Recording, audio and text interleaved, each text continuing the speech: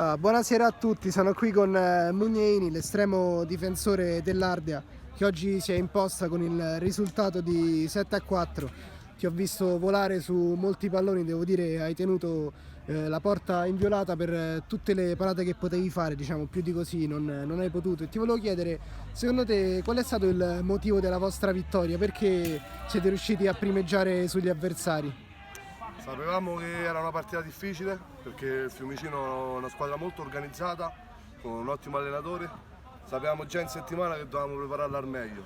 Era la miglior difesa, siamo riusciti a vincere la partita.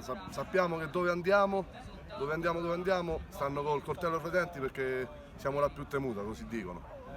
Bene, infatti 5 partite, 5 vittorie, punteggio pieno, primi in classifica. Qual è l'umore dello spogliatoio? No, nello spogliatoio si respira una buona aria, è quello che ci porta avanti tutte le settimane ad allenarci sempre al meglio per portare, speriamo, la C1 a casa. Perfetto, allora complimenti per la Grazie. vittoria, bella partita, complimenti ancora, arrivederci.